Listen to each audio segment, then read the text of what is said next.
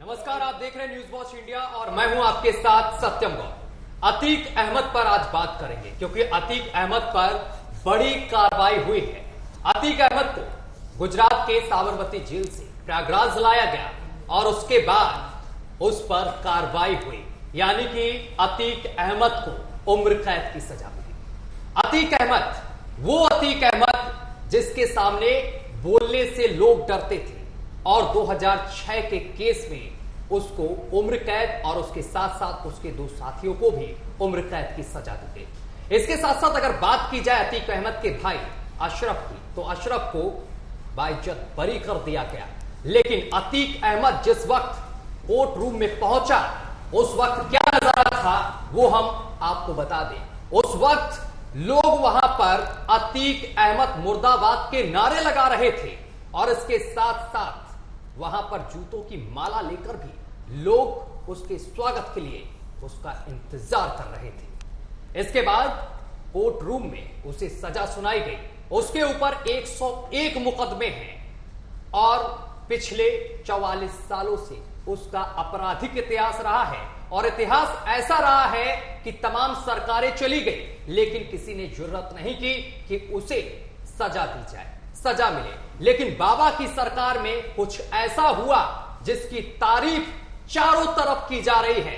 खासकर अगर उत्तर प्रदेश की बात की जाए तो उत्तर प्रदेश में चारों तरफ तारीफ हो रही है बुलडोजर बाबा की, क्योंकि बुलडोजर बाबा जब उत्तर प्रदेश में आए थे तो उन्होंने दो टूक कह दिया था कि माफिया और जो गुंडे हैं, जो अराजक तत्व हैं, जो अपराधी हैं, या तो वो उत्तर प्रदेश छोड़ दें या फिर अपराध करना छोड़ दें। एक तरफ से हर व्यक्ति पर कार्रवाई की जाएगी, किसी का मजहब नहीं देखा जाएगा। इसी पर आज हम चर्चा करेंगे। हमारे साथ स्टूडियो में दो मेहमान हमारे साथ मौजूद हैं, परिचय करा दें। हमारे साथ उत्पल कौशिक हमारे साथ मौजूद हैं जो राजनीतिक विश्लेषक हैं। उत्पल जी, आपका बहुत बहुत स्वागत है न्यूज वॉच इंडिया पर। और इसके साथ साथ मलय जी हमारे साथ हैं, वरिष्ठ पत्रकार हैं। मलय जी, आपका भी बहुत बहुत स्वागत है। मलय जी, सबसे पहले मैं आपके पास आऊंगा।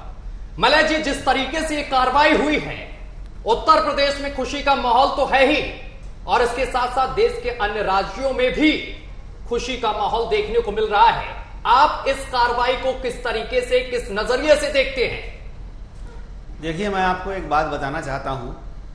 खुशी की क्या बात है मुझे समझ में नहीं आता, क्योंकि हम सब जानते हैं कि देर से मिला हुआ न्याय नहीं होता, पहली बात।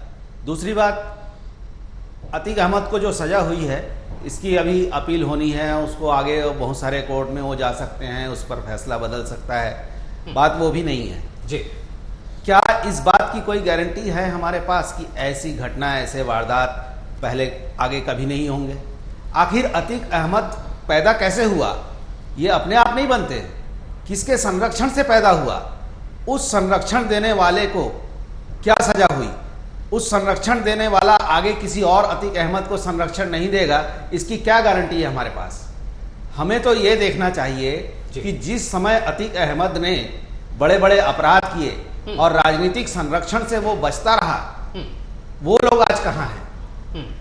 कानून में परिवर्तन, बदलाव लाना इसलिए जरूरी है कि आज जो अपराध हो रहा है, एक सामान्य सा उदाहरण देता हूं कि आज कहीं अतिक्रमण होता है जी, हम सब देखते हैं कि अतिक्रमण हो रहा है।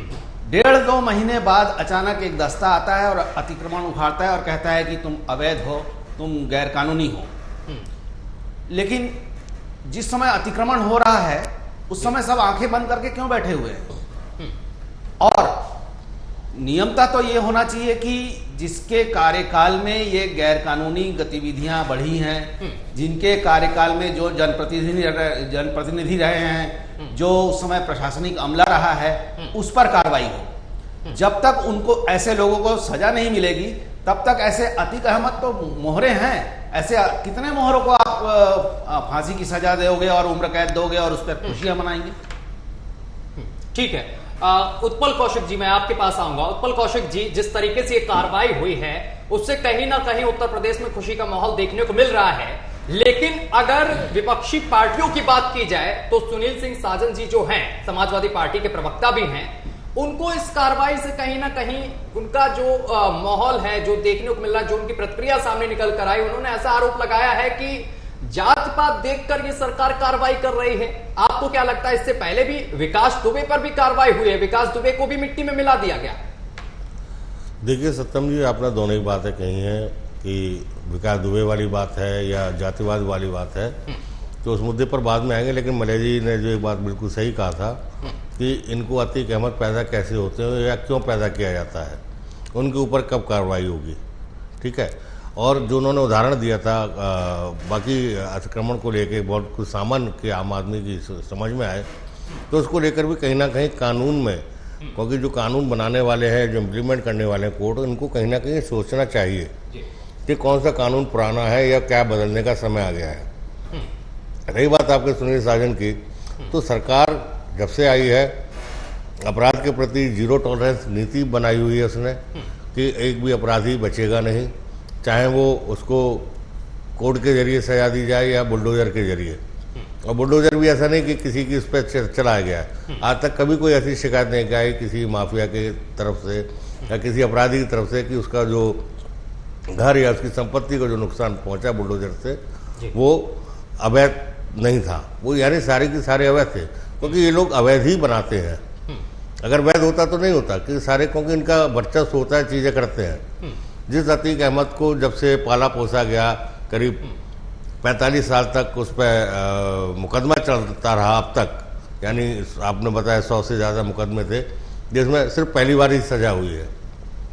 तो कहीं ना कहीं लूपहोल तो हमारे प्रशासनिक सरकारी शासन इस तरह से लेके प्रशासन कोर्ट तक में है।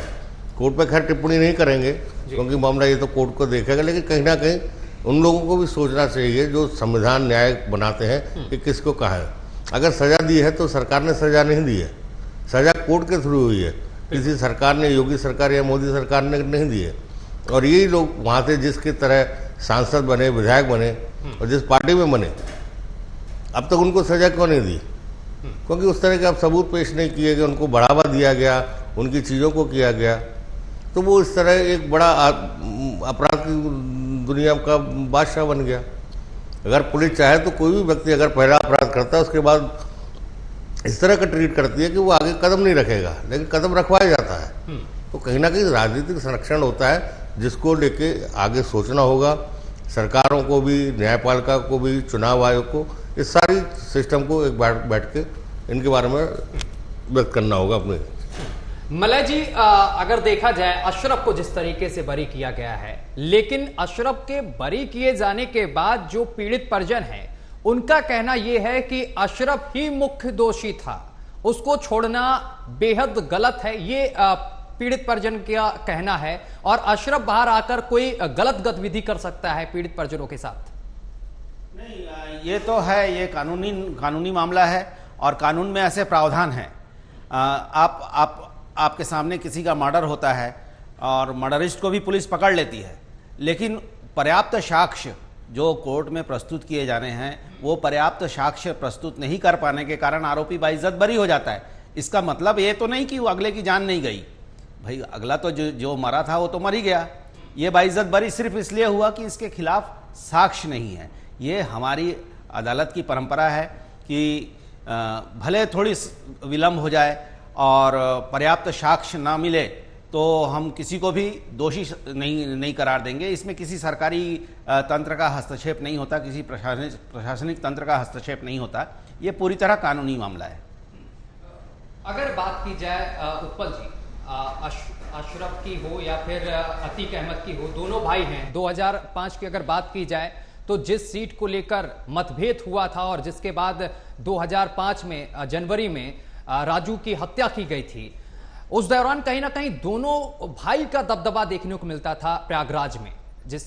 दोनों भाइयों का दबदबा देखने को मिलता था, कोई इनके सामने बोल नहीं सकता था। और कहीं ना कहीं इसी द्वेष में आकर अतीक के ऊपर जो आरोप है और अशरफ के ऊपर आरोप था कि इन्होंने राजू की हत्या करा दी, क्या लगता है उस टाइम से लेकर अभी तक 2006 का ये केस है, तमाम सरकारें आई, तमाम सत्ता बदली, लेकिन किसी ने कोई ठोस कदम नहीं उठाया, जबकि 101 मुकदमे इनके ऊपर दर्ज हैं, अतीक के ऊपर 101 मुकदमे, लेकिन सारे मुकदमों में जब भी इनको बुलाया गया कोर्ट में तो बरी होते गए, आगे बढ़ते गए, और इनका जो अगर देखा जाए जिस तरीके से ये लोगों को परेशान करते थे, ये आगे प्रक्रिया चलती रही। समाजवादी पार्टी की सरकार में इनको अच्छा पद भी दिया गया था, लेकिन बाबा की सरकार में बड़ी कार्रवाई हुई, और जब कार्रवाई हुई इसके बाद विपक्ष जो है वो तिलमिलाया हुआ नजर आ रहा है। उसको कहीं ना कहीं इस कार्रवाई से आपत्ति देखने को मिल रही है, जिस तरीके से सुनील साजन का बयान सामने निकल कर आया है, समाजवादी पार्टी के जो प्रवक्ता हैं।